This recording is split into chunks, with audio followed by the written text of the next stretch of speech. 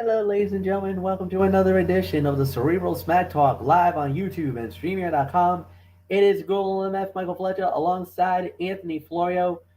We are awaiting the arrival of Michael Bullock. If he comes in, then that's great, and then we'll follow up with what he missed. Or if he doesn't, then that's fine, and we'll see him on Monday night. So, guys, here we go. As per the usual, we start out with SmackDown Live, then to be followed by AEW. And yeah, so we got ourselves quite a show here tonight, and let's dive right on in. So, SmackDown Live first off, and what we did have, we had some. Let's see. So, what we did have, let's see. All right.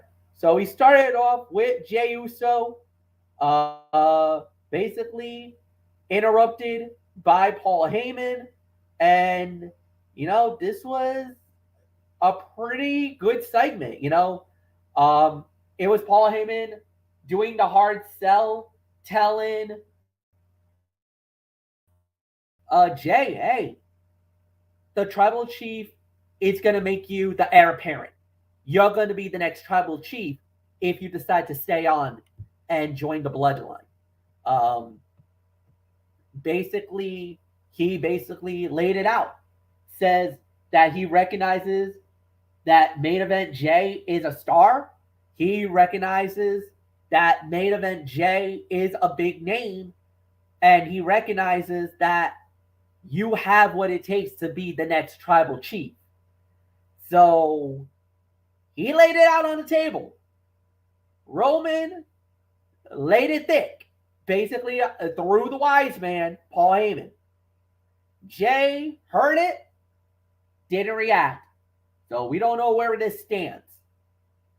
We'll have to wait and see. But if, quite a sell pitch, and the drama is palpable.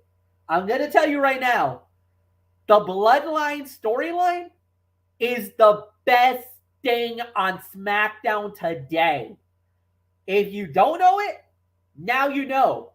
The ratings came out 2.9 million for SmackDown last week because the final 30 minutes was where it was at because of the bloodline.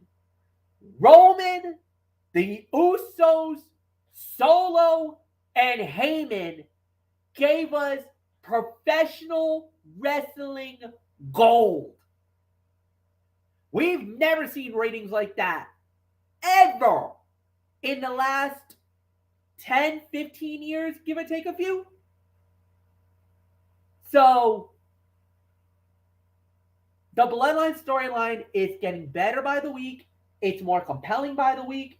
And lo and behold, they're still nailing it at such a rate. It's unreal what they're doing. There's nothing more to say. Segment of the night. It's a nice little start to the show. Nice little placeholder.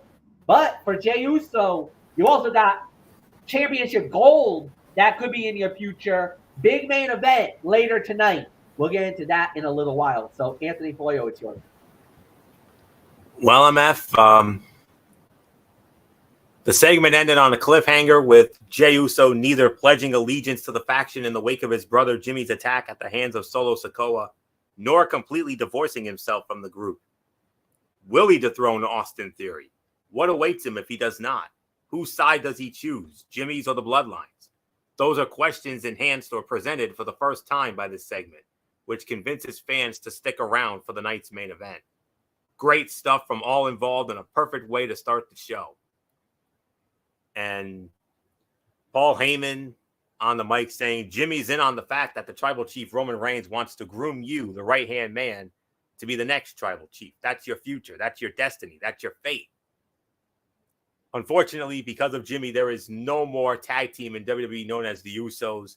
And Paul Heyman set Jey up with a U.S. heavyweight title match against Austin Theory for later in the show. When he extended his hand, Jay said he would get back to him on that sign of respect and unity. MF said it. The Bloodline storyline, the best storyline in WWE today, not just SmackDown, but in WWE altogether. And this takes another big step in that. So, segment of the night, there is no question about it. So, Michael Bullock, Phenom, come on in, fresh off another one of our legendary SmackDown chats as always. And yep, look, it's this. It's the gift that keeps on giving, man. The Bloodline storyline keeps on getting better and better with each passing week, and this segment that we saw tonight, no exception. Yeah, I mean, this storyline with the Bloodline continues. I mean, everybody is continuing to think, what's going to happen with Jay? Is he going to follow with his brother Jimmy, or follow with the rest of the Bloodline and the Tribal Chief, Solo, and Paul Heyman? And yeah, and Paul Heyman decided to put him to the test and basically putting him in a United States title match against Austin Theory. So what happens?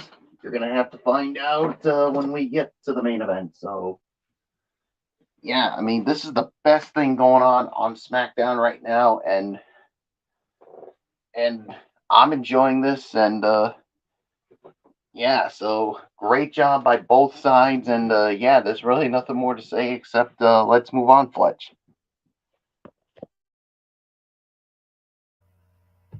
All right, Money in the Bank qualifying match, as it was Santos Escobar versus Mustafa Ali. Winner of the bout in 8:48, and going to Money in the Bank, Santos Escobar. The LWO gets another member. Zelina Vega got in on the women. Santos punches his ticket. He's going to London. He goes to the O2, representing the LWO in the men's. But wait, remember, Rey Mysterio could get in there too, because I do believe. Well, I don't know if he's fighting tonight or if he's even considered for Money in the Bank. But you got two members, Anthony, and this is a pretty good matchup. 8:48. Santos is going to Money in the Bank. Solid 3 stars for this. Fun little sprint.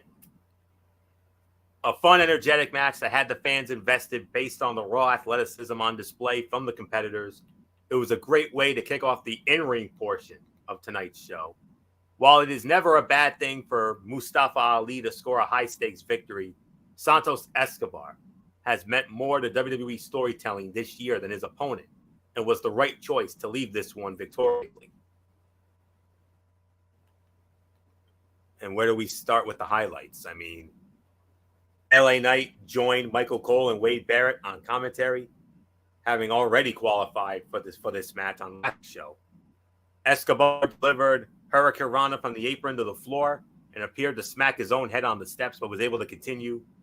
Ali tried for an 054, but Escobar dodged it and sent him crashing face first into the middle turn with serious force. And Escobar earned the win as Michael Cole put over how hard he may have changed his career. Well, he put over hard how he may have changed his career with one win. So, without a doubt, it's the biggest win of Santos Escobar's career. Could it lead to an even bigger win in 3 weeks at the O2 in London as a part of the men's Money in the Bank ladder match, where he joins LA Knight from SmackDown along with Raw's Shinsuke Nakamura and Ricochet. And later on, I will address another Money in the Bank qualifying match that will be taking place this Monday night on Raw in Wichita, Kansas, which we'll get into on Monday night on Ridiculously Raw. We'll get into that in a little bit because we have another men's Money in the Bank qualifier to address later. But a solid 3 stars for this one. Fun little sprint, no question about it. Would have liked to have seen a little more, but it was a loaded show, so they were lucky to get the time that they got. So not much more to say here. Michael Bullock, Santos Escobar, biggest win of his career. Could it lead to an even bigger win in 3 weeks? I mean, it could. It could lead to something bigger for Santos Escobar. I mean, this is without a doubt the biggest win for him up to this point. I mean, now he punches his ticket to the O2 Arena, Money in the Bank, and has a chance to become Mr. Money in the Bank. And yeah, 3 stars for me. This was a fun little sprint here. And yeah, I mean, you expect a good match when you got these two in here, and this is what it delivered here. So yeah, Santos Escobar, now all he's got to do is climb that ladder, grab that briefcase at Money in the Bank, and he could be in for the biggest win of his brief time on the main roster. So nothing more to say. It is yours, Fletch. Yeah, so I'm happy that Santos gets the spot. It's well deserved. He's one of the harder working guys in WWE today. So for him to get into it, I mean, that's awesome. I'm very happy and everything else.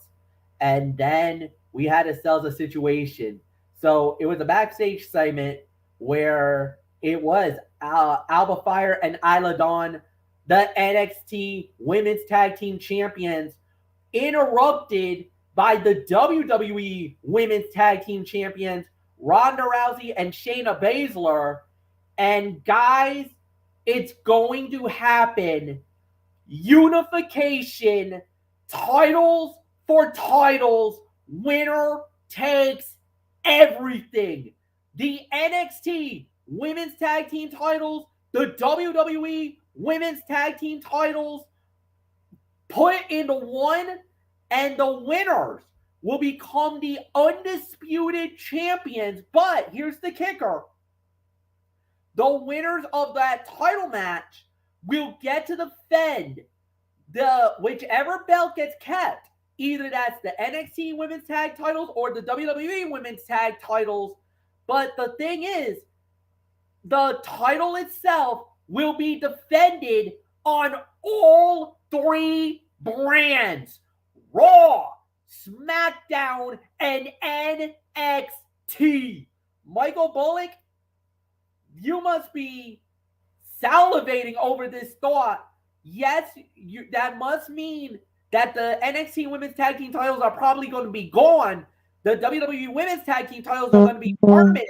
However, in the case of Alba Fire and Isla Dawn, if they win these belts, you get the ultimate bragging rights, because that means that Alba Fire and Isla Dawn would have to contend with all 3 brands. But for Ronda Rousey or Shayna Baszler, they'll have to deal with all 3 brands. Whatever the case may be, somebody's coming out undisputed. Yeah, I mean, somebody's going to be coming out undisputed. I mean, yeah, you knew this was going to lead to some kind of a unification match, and yeah, when you got this, could no doubt be undoubtedly will be the biggest match for Alba Fire and Isla Dawn since joining the main roster, and this would mean so much to Alba Fire and Isla Dawn for them to have those titles. And man, oh man, I mean, this is tough for me. I mean, part of me wants to go with Alba Fire and Isla Dawn, but then there's another part of me that thinks it's going to be Ronda and Shayna. But you know what? I'm going to go on a limb, and hey, if I'm going to lone wolf this one, I don't give a damn. I think it's going to be Alba Fire and Isla Dawn that's going to come out on top on this one, because here's the thing. If Vince was running the show, I would have said Ronda and Shayna. But Triple H is running things. I think he's got to pull the trigger on this one. 50-50. This is a goal. Huh? I say it's a 50-50. Yeah, I yeah, think you're it's right on a that. 50 proposition. Yeah, but yeah, I mean, to me, I really gotta go with and I know how much Fletch you really want to see Alba Fire and Isla Dawn, especially Alba Fire is your girl. So, man, I mean, this would mean a lot to them. So, I can't wait to see this happen. So, it is yours, Fletch. To bring them into the main roster the way that they did, and for them to be put in that type of a situation, I mean, that's a huge moment for them. You are putting them in a match, history making, possible title changing, and to give them what undoubtedly is the biggest match of their careers. I mean, it would be amazing, amazing if they walk out of here with the gold. Like I would love to see Isla and Alba win it all and get the titles. But something tells me it's probably going to be Ronda and Shayna. Because, look, as much as we may say about what Ronda Rousey and Shayna Baszler does and everything else, and, you know, the whole 9 yards, I get it. There's a lot of, there's some interesting thoughts about the team. There's interesting thoughts. But I will say this: it's gonna be one of those type of matches where this could go a number of different ways. But if for some reason, you know, Ronda and Shayna wins it all and keeps the belt, congratulations, they, you know. And I know they were talking about that they wanted it to change the women's division as we know it. Especially Ronda Rousey had some very vocal words about the women's division in WWE. So maybe that's the direction that they're going to go? Or is it possible that they're thinking, you know what, your comments is out of line, and we're not gonna go there, and maybe they'll think about giving the belt to Alba and Isla because of the fact that they haven't upsetted the apple cart yet.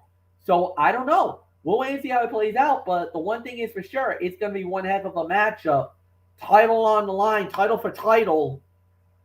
Ooh, that's gonna be one hell of a match. So nothing more to say. Anthony, quick thought. It's yours. And MF, that match will take place in 2 weeks. 2 weeks from tonight, June 23rd, at the Cajun Dome in Lafayette, Louisiana. That's when you will see this unification matchup. Constructive criticism first. The segment was, like most of the women's tag team division on either show, uninspired. But with that said, it was nice to see Alba Fire and Isla Dawn get one over on their newfound foes, even if there is very little chance of them actually winning both sets of titles when the time comes for this match.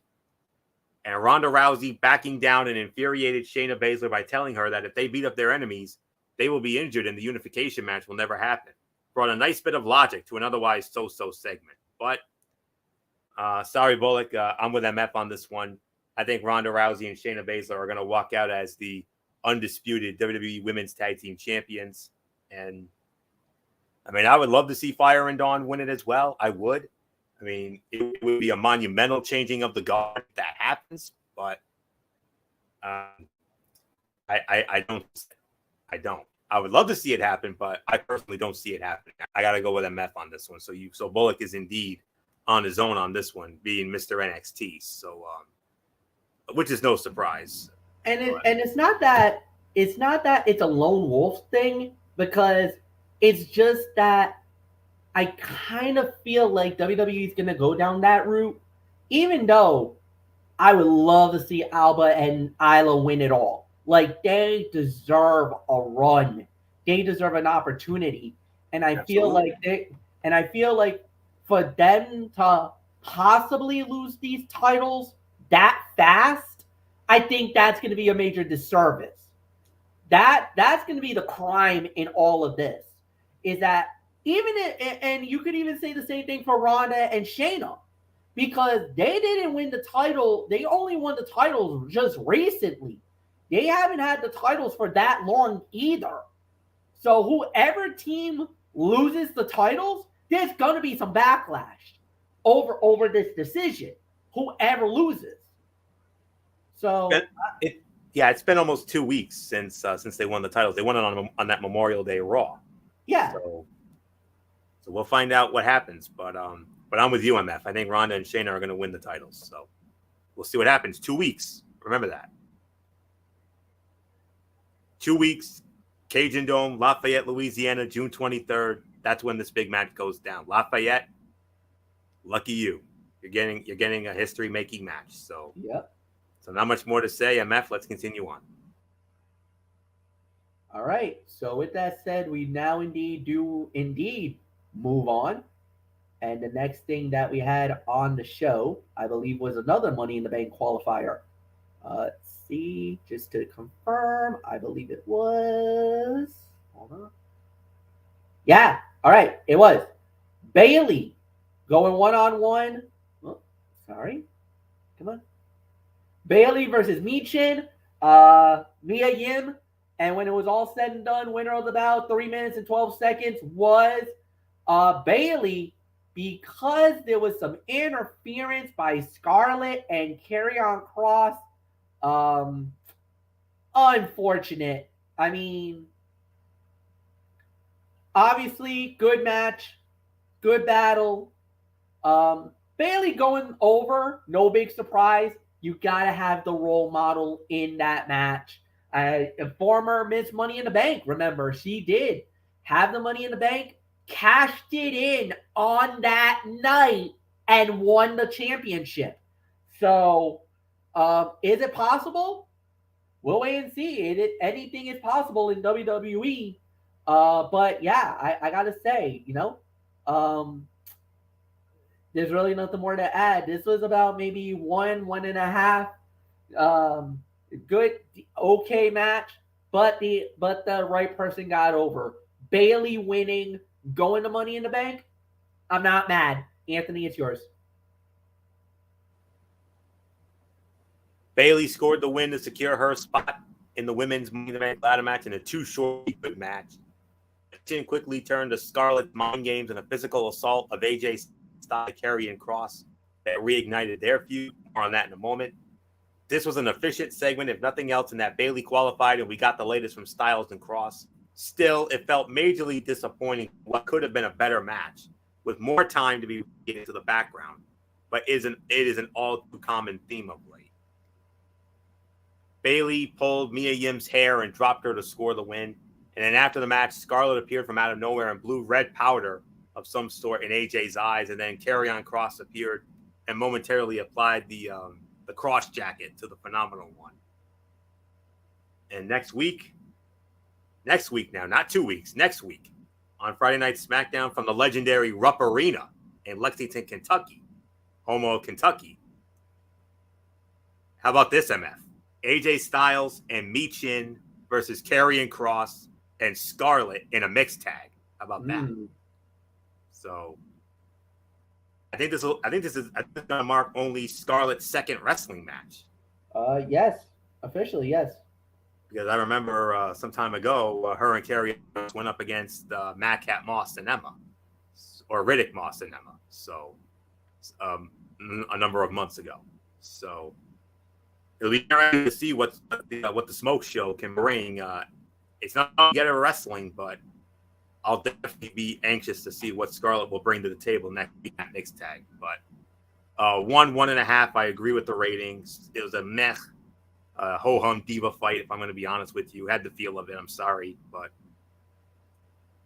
But now you've got two veterans in this women's Money in the Bank match with Bailey joining Becky Lynch. And you know there's some unfinished business with those two. Oh, yeah. So they're probably going to reignite that rivalry during that match. So you got the two of them, Bailey and Becky, and you also got Zelina Vega and whoever came out of that other women's Money in the Bank qualifier later on. We have another one to address, but 1.5. So Michael Bullock, Bailey qualifying for the Money in the Bank in a okay fight. But it was more about the post-match as Karrion Kross laid out AJ. And next week, we got Karrion Kross and Scarlett in a match. mixed tag match going up against AJ and Michin. Yeah, this was more about the post-match stuff than the match itself. The match was, I'm with you, Floro. This was more like a typical ho-hum diva fight. I'm sorry, I'm just calling it the way I see it as well. So, 1.5. But yeah, I mean, Bayley to me was the right choice to go over. You needed that veteran to be in there, and Bayley was that choice. So yeah, now you got that mixed tag next week. This will be Scarlett's just her second match, so I'm interested to see what she brings this time around than what she did the first time. So yeah, there's really nothing more to say. So let's move on, Fletch. Yeah, all right. So then the next thing that we did have after that was this was gonna be the moment for Asuka as she was going to be presented with the SmackDown, well, with a brand new WWE Championship belt. So she actually got rewarded and was presented with the brand new WWE Women's Championship. It is very similar, and I know a lot of people were talking about it. It is similar to the belt that Roman Reigns got last week. Gold WWE emblem in the middle. I know a lot of people do not like it, but the strap itself is in white, pure white, and it's smaller. It's a smaller range. It has the Asuka side plates on the side. But before anything else could happen, we had a interruption. A major interruption. Boys, much to the chagrin of somebody who is very close to me, who I know probably was not happy to see her, even though another friend of mine of the 2184 crew was probably elated to see the Queen. But Bullock hit it. Woo! Charlotte Flair is back in WWE, and she's already made it abundantly clear. I want a shot at your belt, Asuka. Here's the problem.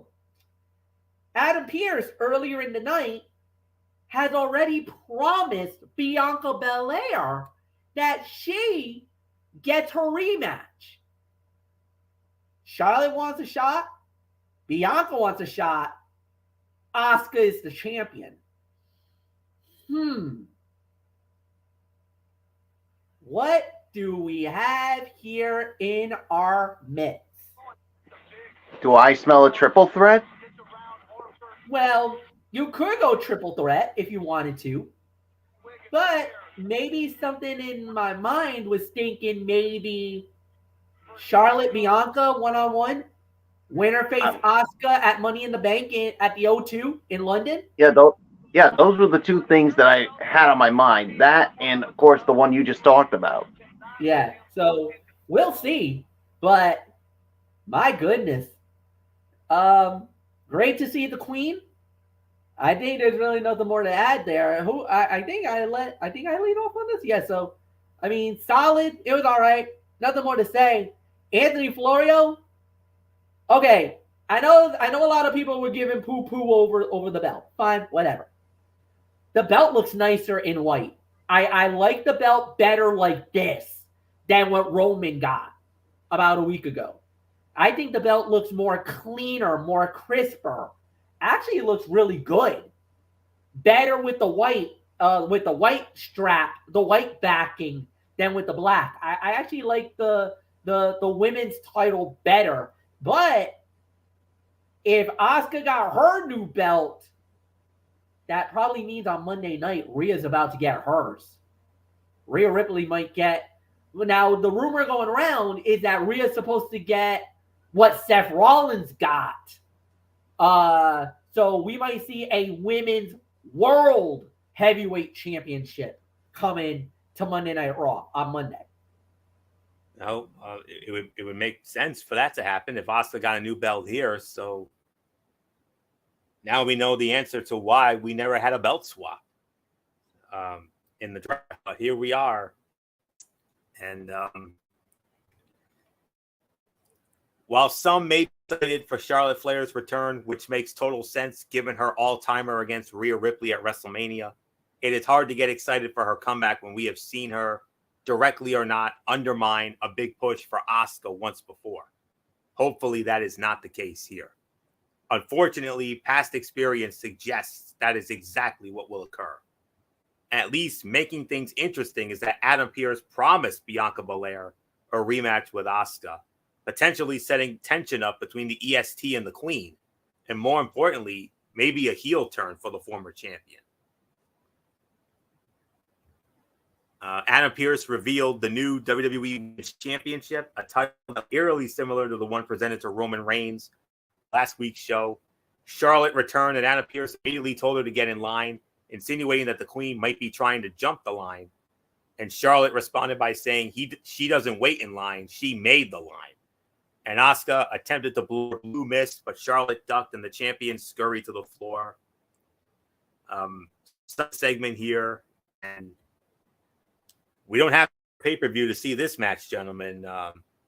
3 weeks from tonight, that SmackDown the night before Money in the Bank at the O2 in London, that's when we're getting this match. Asuka versus Charlotte for this newly named and newly cemented WWE Women's Championship. So, and if it's anything like the matches they've had over the years, you know, that amazing match they had at WrestleMania 34, to the match they had when Charlotte won the SmackDown Women's title from Asuka just before WrestleMania 35 on that SmackDown Live. If it's anything like their past matches, you know these two are going to give us yet another banger. So, London, get ready. You already had you already had Money in the Bank to be excited about. Now, the night before, you're getting yourself one of the most anticipated women's matches on free television in quite some time. So, my goodness, that is going to be something. So, let's see what happens in London, boys. So, did Bullet go, or do I give it off to him? Pass off to I Mike. didn't really. Oh, Yeah, I didn't. Yeah, I So, thought so. All right, Bullet. Yeah, so How about it? So the Queen is back, and like you said, she wants a shot at the new Women's Championship, and Adam Pearce was like, "Nah, you need to get back in the back of the line." He says, "I don't need to go to the back of the line. I am the line." So, and Asuka tried to get the mist on her. That didn't happen, and so if you're a Charlotte fan, you're happy that she's getting the shot. But you guys saw in the back, Bianca was pissed. I mean, she thought she was going to be the first in line to get a shot at it, and to feel like that she just got jumped over by somebody who hadn't wrestled since WrestleMania. I don't know about you, but after seeing the look on Bianca's face, something tells me that when that match goes down in London, I got a feeling that she's going to have a say in this. She's probably going to, this is, and I hate to say, this is where we're going to get an NA on this one. And I think this is where the triple threat comes in at Money in the Bank. So we'll see what happens with this. For some people, they're happy to see Charlotte Flair back, but for others, they're probably like, oh, come on. I mean, she's beyond the point of go away, because there are people out there who are probably saying, like, why is she getting title shot after title shot after title shot when it should be someone else that should be getting an opportunity? I don't know. I really can't answer that. So it is yours, Fletch. I get it about the jumping the line. I get it. That I don't think there's going to be much argument from the fans. I mean, yeah, because and the thing is, it's simple, Michael Bullock. It's the name. It's who she is. That's why she can jump the line. More than anything else. Is it fair? No. Is it something that we want to see? Not really. But she's qualified and she's worthy enough of the opportunity. I don't think there's going to be much argument there, but no, it is what it And is. that's why there's so many people that are probably pissed. They're probably like, "Oh, come on! Just because she's got the name of Flair doesn't mean that she automatically should get a title shot." Yeah, true. I get it. But also She there's should earn it. She should earn the opportunity. And I agree with that. And I think that's why Bianca got pissed. Because she's thinking, you promised me this moment, you promised me this match, and You now screwed Charlotte jumps the line and gets an opportunity. This is gonna be basically a moment where maybe some people sympathizes with Bianca, or this sends Bianca over the edge and triggers her to be that heel. Because quite frankly, there's a few people out there that doesn't want to see Bianca get the shot at the title either. There are a few people that I know that doesn't want to see Bianca get a shot at the title either. That feels like she doesn't deserve to be the WWE Women's Champion. So either way, it's like somebody is bound to be pissed. yeah, there is. There's going to be a fan base where some are going to be bound to be pissed. Either if Bianca gets it, if Charlotte gets it. I think a lot of people would not mind seeing Asuka win it all. Keep the belt and go on to her next challenger, whoever that may be. Because remember, Money in the Bank will also be in play as well at that time. So that could be dangerous for Asuka at that point too, because whoever gets Money in the Bank, she could get cashed in immediately. We've seen it where we've seen Money in the Bank cash-ins literally on that night with the women's title, especially the women's title, because if I remember, I think it's 2 years in a row now, the Money in the Bank has been cashed in on the women, like 2 or 3 years in a row, something like that, where they don't hesitate. I mean, well, Liv Morgan cashed in on Ronda immediately on the same night. On the same night. The year before, it was Nikki ASH on Monday Night Raw. Yeah, during a match with Charlotte and Rhea Ripley. Yeah, and because it was like 2 days after she got it, or a day after. It was the night after on Monday Night Raw. After, yeah, in 2021. And then you remember 2020, Asuka, won that unique match, but it turned out that it was for the Raw Women's title when Becky handed her the belt because of her pregnancy. Yeah. And Bayley won it on the same night in Hartford, like you mentioned earlier, on Charlotte.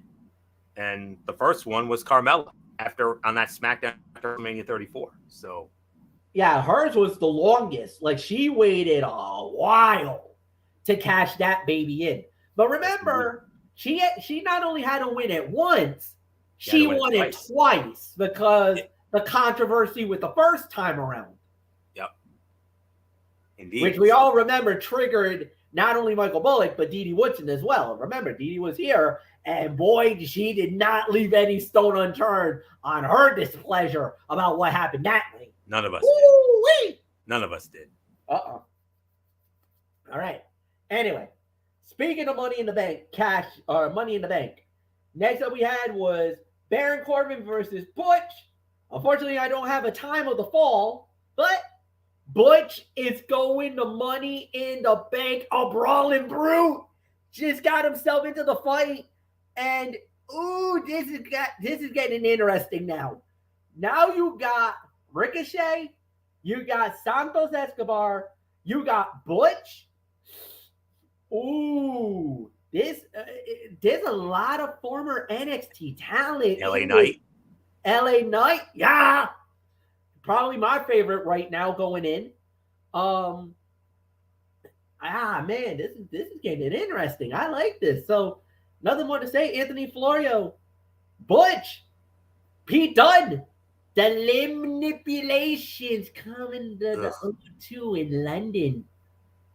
That's the only thing that's gonna hinder my enjoyment of this match. But other than that, I mean, this is shaping up to be an all-timer when it comes to men's Money in the Bank ladder matches. And the only thing I do know is it was a short match. That I do know. This will be another 1.5 star on this. I'll tell you what. Second time on this show tonight, the Money in the Bank qualifier took a back seat to another ongoing storyline. Baron Corbin allowed himself to become distracted by the presence of Trick Williams and the NXT champion, Carmelo Hayes, at ringside, and he paid dearly for it, losing out on an opportunity to become a two-time Mr. Money in the Bank as the Brawling Brutes Butch pinned him for the win. A brawl between Corbin and his rivals ensued, but neither that nor the presence of future star Hayes was enough to alleviate the bad taste of the qualifier match once again being utilized to further an extracurricular storyline. NXT champion Carmelo Hayes and Trick Williams watched from the ringside area as their feud with Corbin continued, and Corbin repeatedly trash-talked Hayes and Williams, and Butch took advantage of the distraction, rolling his opponent up for the win. And biggest win of Butch's main roster career so far. And he's got an opportunity for an even bigger win, as he will literally be going home. He's going home, boys. He's going home to London, and you know he's gonna get a hero's welcome when he comes in 3 weeks. So that O2 is going to explode. They're going to explode for the man who should be known as Pete Dunne instead of this ridiculous Butch name. But I mean, I'm happy with both outcomes. I mean, the first one I wouldn't have minded either guy, but when it comes to this one, I really wanted to see Butch get it. Corbin would have added nothing to this match. This would have been a McMagma call if it had been the case, but I think this was a Papa H call more than anything else. And even though Corbin did give us one of the most exciting Money in the Bank cash-in moments of all time, a moment that MF and Bullock got to see up close and personal, the night he failed to cash in on Jinder Mahal for that WWE Championship just before SummerSlam 2017 on that SmackDown Live. So who knows what would happen if he had been in that again, but it would have dragged quality of the match down. But look what we got here. LA Knight, Ricochet, Shinsuke Nakamura, and now you're throwing in Butch, and you got Santos Escobar, and then Monday Night on Raw will be the final Money in the Bank qualifying match, because I only saw 6 graphics here, as it will be Matt Riddle squaring off against Damian Priest of the Judgment Day.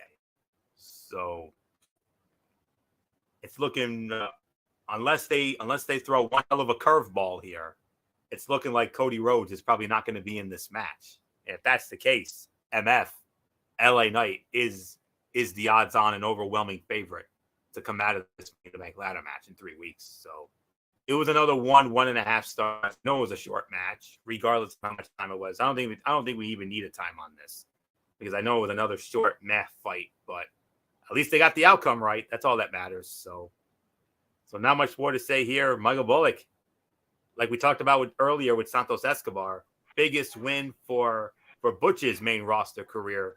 Could it lead to an even bigger win when he goes home in 3 weeks? What a hometown hero welcome he's going to get. Oh, my goodness. Oh, yeah, this could definitely be a big win for Butch if he's able to come out with that Money in the Bank briefcase. But yeah, this was about another 1.5 year. I mean, it was fine for what it was. I mean, I thought it definitely could have been better. I mean, the match definitely could have gone a little longer, but it is what it is. So, not much more for me to say. So, Fletch, it's yours. I agree on the 1.5. Nothing more to say, so we're just gonna move right on along. Next up, we had was Io Sky versus Shotzi. Io Sky winning the match. She's going to Money in the Bank.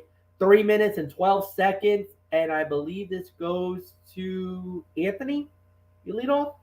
What was the time of that again? 3:12. 3:12. Theme of the night, another 1.5 star match.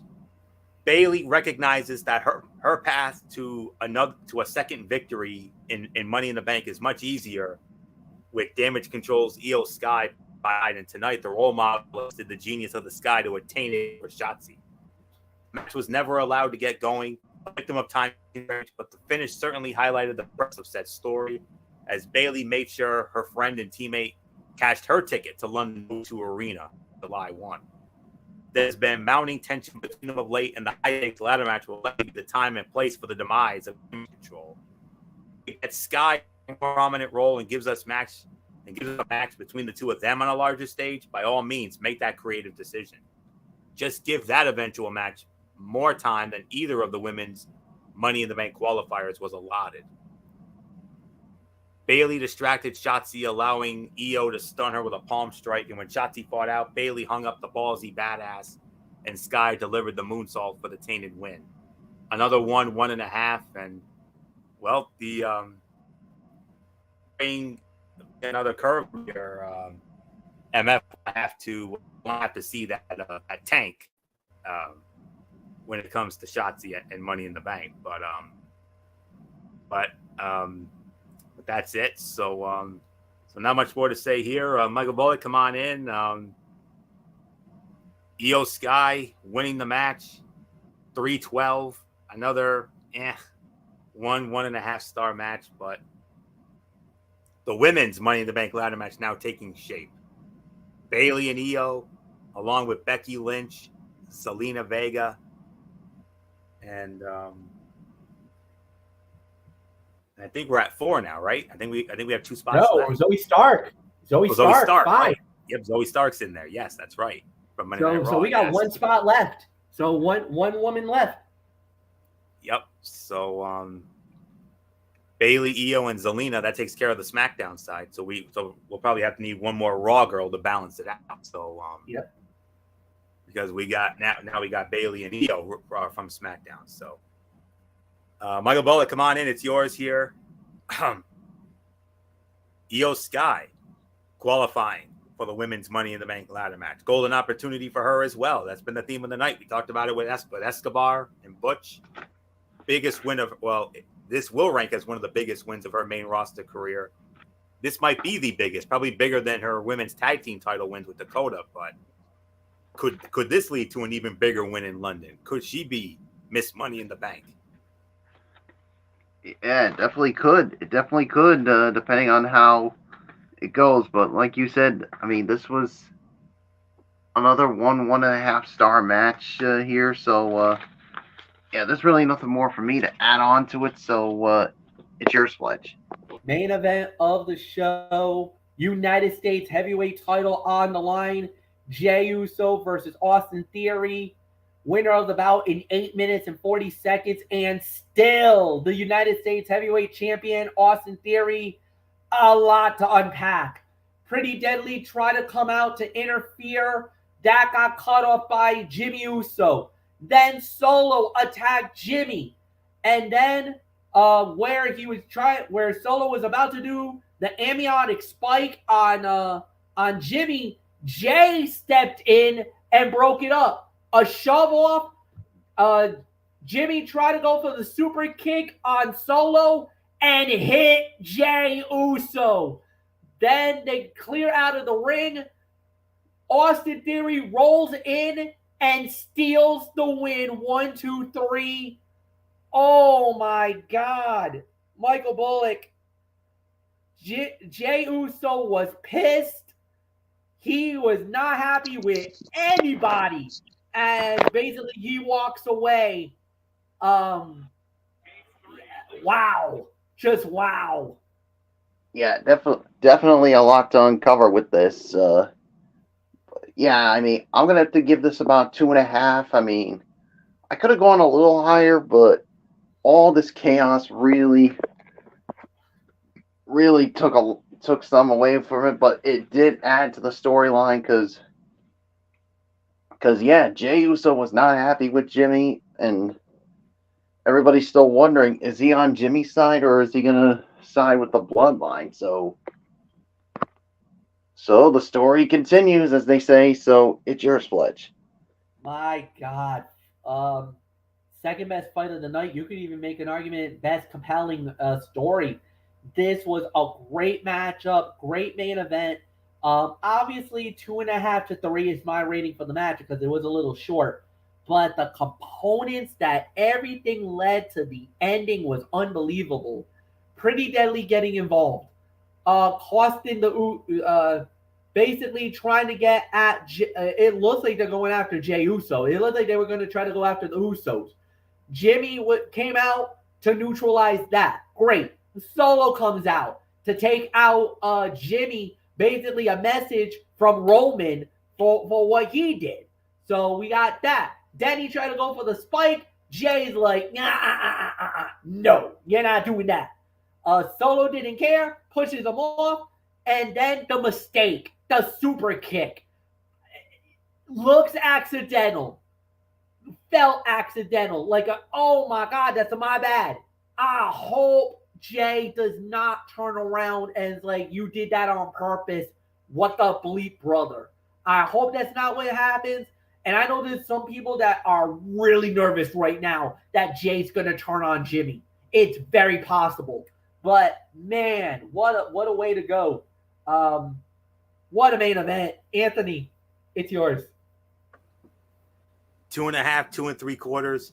Like the opening segment, this provided fans with a cliffhanger that creates anticipation for what is to come, something we do not see nearly enough of in today's wrestling landscape.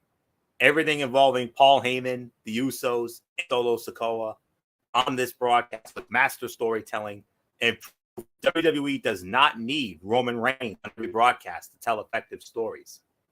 The match between Jey Uso and Austin Theory was solid as well, and the fans' reaction to the former suggests they are chomping at the bit for the opportunity to consistently cheer the right-hand man.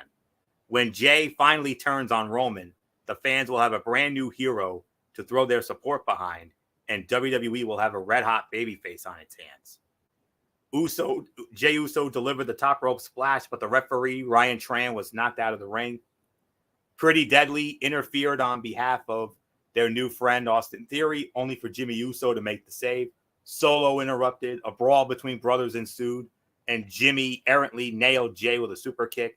Austin Theory scored the win, as he does so frequently, by exploiting an opening. He is the new ultimate opportunist nowadays.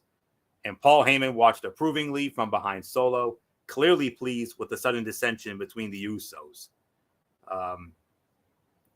2.5, 2 3/4, second best fight of the night. So there isn't much more to say here. Let's get into our overall review here for the night. All right. As far as the whole thing goes, I'm gonna say this is about maybe 6.5. There were a lot of short matches, but the thing that really saved it was really the Bloodline storyline. You had the Bloodline storyline. You had the reemergence of Charlotte Flair. You know that means the women's divisions it's getting elevated now.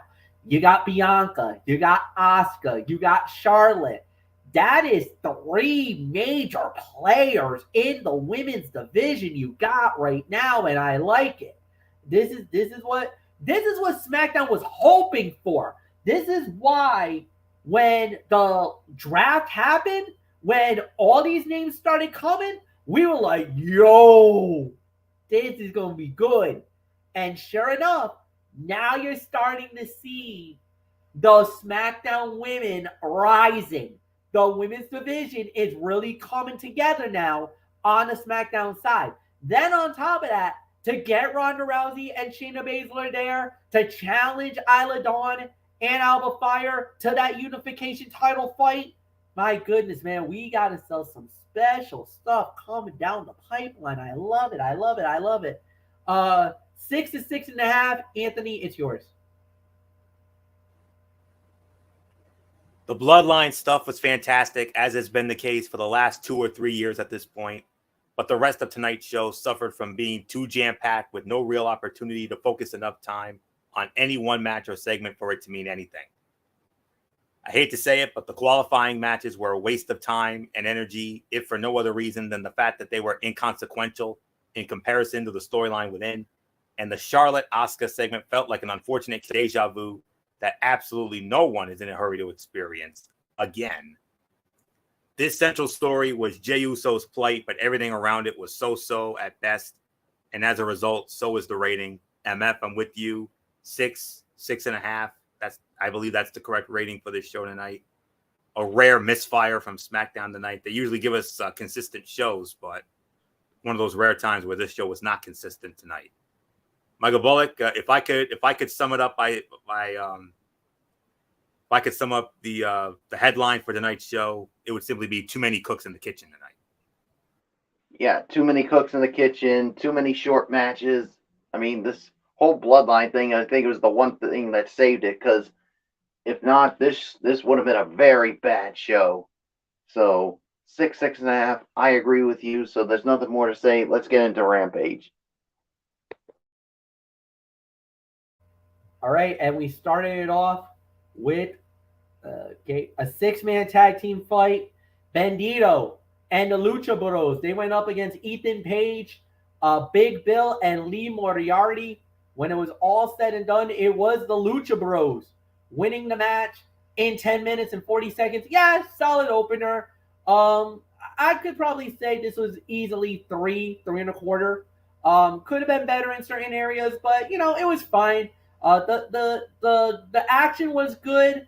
The finish, that was left to be desired. That's why I'm only going 3.25. If it wasn't for the ending, I think it would have been like a 3.5 easy. But nothing more to say. Florio, it's yours. What did you say it was? 10:22? Yeah, 10:22. 10:40 actually. 10:40. Okay. 3.25. The match was pretty entertaining, but it was ultimately filler, which isn't always a bad thing. We don't need every match to serve a larger storyline. Sometimes it's just fun to stick a bunch of guys in the ring and see what happens. Good showcase of 6 guys who all brought something different to the table. Matt Hardy came out with Brother Jeff and Isaiah Cassidy and messed with Ethan Page until Bandito was able to hit the 21 plex for the win. The announcer said this match was booked before Matt took control of Page's contract to explain away the discrepancy. Big Bill is so tall that Phoenix and Bandito's super kicks only hit him on the shoulder. Penta is one of the most effortlessly cool wrestlers in AEW. Everything from his gear to his whole vibe makes him stand out so much. Ethan Page could be seen having a funny argument with a fan in the front row before the break, and Bandito's huge assisted dive over the top rope was incredible. It's a 3.25 star match for me. So not much more to say. Michael Bullock, your thoughts on this opening 6-man? Yeah, 3.25. I thought this was a good opening match here as well. So, there's really nothing more for me to add on this. So let's move right along, Fletch. All right. The obligatory squash fight that we normally get. There's always one match that always is a squash fight more than anything else. This week it was Powerhouse Hobbs versus Caleb Crush. Powerhouse Hobbs destroys them in a minute 10. Nothing more. Next up we had was Billy Gunn and the Acclaim. They went up against the Spanish Announce Project, Atlético, Luthor, and Serpentico. And it was the Acclaim and Daddy Ass winning in 8 minutes and 30 seconds. Florio, it's yours. 2.5, 2.75. This bout had a much slower pace than the first trios match, especially during the first half. This was more about taunting each other and comedy spots than anything else. The crowd seemed into it, but what works well for a live crowd doesn't always translate well to TV. Even though this was just a bit of harmless fun, it was a pretty mediocre match. until they started picking up the pace near the end. After a final sequence that made both teams look good, Caster scored the win with a mic drop. And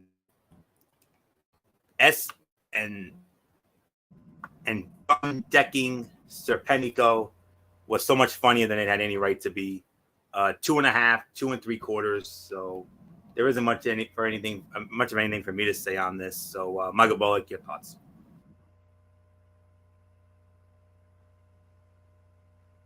Yeah, I'm with you. This was about maybe 2.5. So yeah, I really got nothing more to add to this. So it's your split. Yeah, I'll go 2. I'll go 2. I think that's the right rating, so nothing more to say. All right, Michael Bullock, you get the main event. Fatal 4-way for the women, where the winner gets a shot at the AEW Women's World Title and the reigning champion, Toni Storm. And it was Dr. Britt Baker, DMD, Sky Blue, Mercedes Martinez, and Nyla Rose, the winner of the bout in 9 minutes, and now the number one contender is Sky Blue. Michael Bullock, major upset. Sky Blue gets the golden opportunity. Yeah, like you said, I mean, this was one that I did not expect to see. I mean, Sky Blue getting the opportunity now to challenge the AEW Women's World Champion. So, what was the time of the fall again? 9 minutes even. 2.5 to 3 is my rating for the main event. So yeah, Sky Blue now gets a shot at Toni Storm. So, and that'll come Wednesday night on AEW Dynamite. So, nothing more to say. It's yours, Fletch. I'm so happy for Sky Blue, man. She deserves it. She earned it. She's gotten so much of an opportunity. Now she gets it. This is about 3. I'll give it a solid 3. I thought it was a good match. Could have been a lot more different. Obviously, everybody was thinking Britt Baker to get the shot. Nope, they're going to hold that off for a little bit. So now it is Sky Blue getting the opportunity. The biggest shot of her career. So nothing more to say. Anthony, it's yours. That's been the theme of the night tonight. Superstars getting the biggest wins of their careers. Could it lead to some bigger wins down the line? Maybe. We'll see. Something about this match felt a little off. There were good moments and exchanges, but it felt like all 4 women were stuck in second gear the whole time. If this was heavily choreographed beforehand, that may explain it. In a shocking outcome, Sky Blue ended up getting the win with a code red on the Native Beast. She's not going to beat Storm for the title, but it's still awesome to see her getting a real push after working so hard for the last couple of years. It's a good thing rankings aren't used anymore because some of these women don't have very good win-loss records in 2023. And the way Nyla Rose landed on the apron after Britt Baker pushed her off the top looked nasty. Sky Blue was the last person you would expect to win this match, considering you have 2 former champions in there, in Dr. Britt Baker, DMD, and the Native Beast, Nyla Rose. Mercedes Martinez, we know her body of work, former Ring of Honor Women's World Champion, and one of the big names in women's wrestling today. You would think Sky Blue, really? You really think this young little Spitfire has any chance? Well,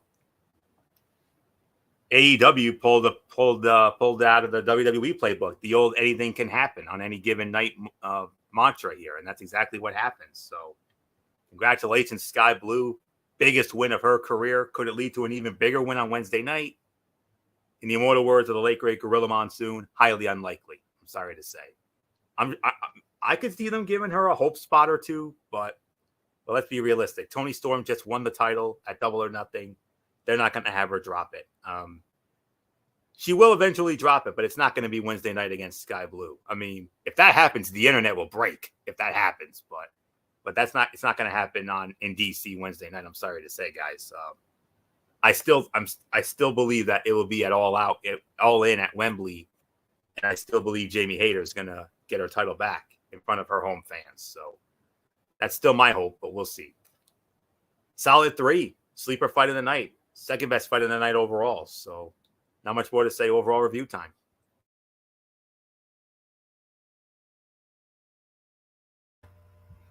It was like you said, it was a back to reality in Rampage. There was really not much on this one. The first match was good, but disappointing ending. Second one, squash. Third fight, it was more of a comedy fight than anything else. And then the fourth one was a good main event, but it was disjointed all over the place. 5 out of 10. That's my rating. Florio, go. Bookended by a solid opener and a solid main event, and okay.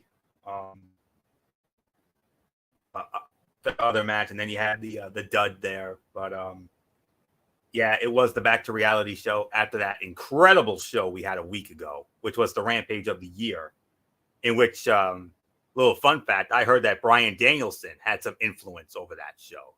So thank you, Bryan Danielson, for that. And that's why we ended up getting that incredible show we had a week ago. But back to reality, like I knew it would be. I'm going to be a little more generous. I'm going to give it around 5.5 to 6. So, but definitely back to reality after that incredible show we saw last week, that championship show. So, and all those big names we got there. So not much more to say. Michael Bullock, take it home, and then we'll announce the future content coming up, including a big announcement about the future of this show.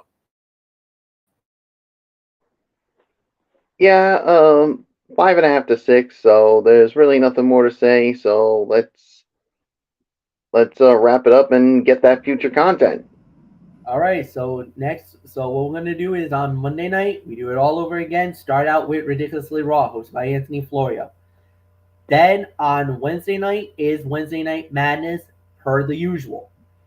Thursday is TXN Sports World. We do that. Here's where the shift comes in.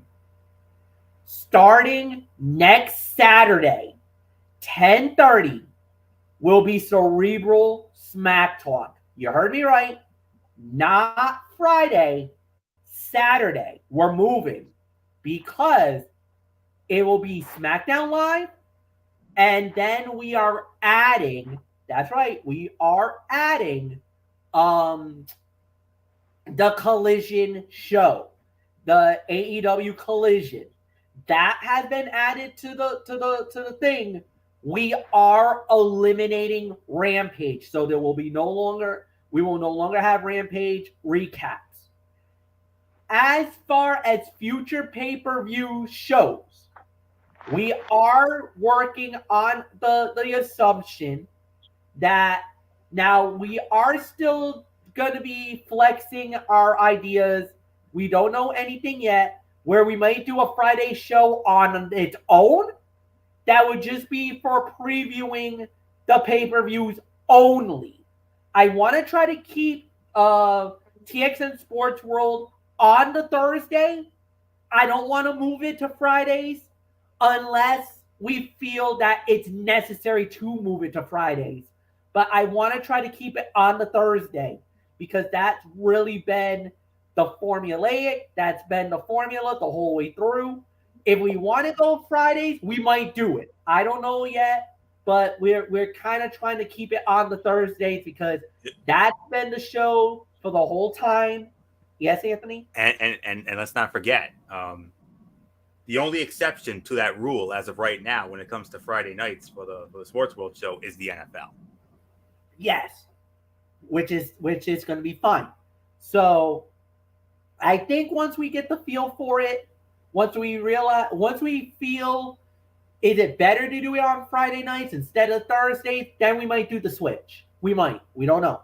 But I think it's going to be up until the fall, and then we'll probably decide then if we're going to move it to Fridays on a permanent basis. We don't know. But until then, that's the layout. That's what we're going to get from here on in. All right?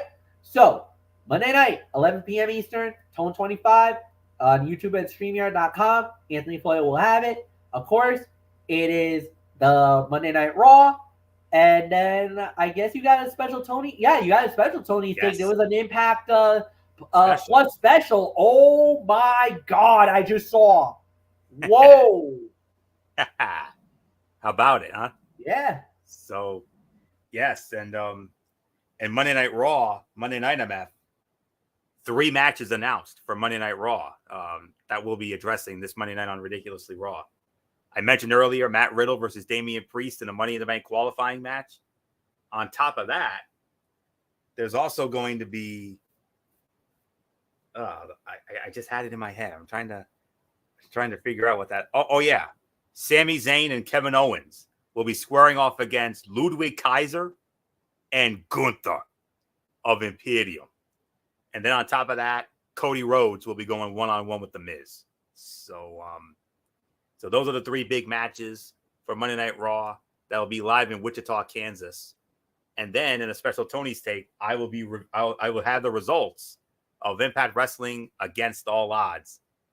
And if you didn't hear the excitement in the voices of myself and MF, well, come Monday night, you'll know exactly why. So that's all I'm gonna say on that. So that's Monday, and that's really all there is for right now. Until we get to the other big shows coming up. So Monday night, Ridiculously Raw, Monday Night Raw, and the results of Against All Odds. And MF, I'm sure you're chomping at the bits to get into it as well. If you want to join me for that recap, feel free. So, all right. So Monday night, see y'all then. MF, take it home. All right, and until then, yeah, we'll see you guys on Monday. So for Anthony Florio and Michael Bullock, I'm Michael Fletcher. Thank you so much for watching. Like the video, leave a comment, share with all your friends on all the social media platforms around the world. And until then, thank you so much, everybody. So long. Goodbye.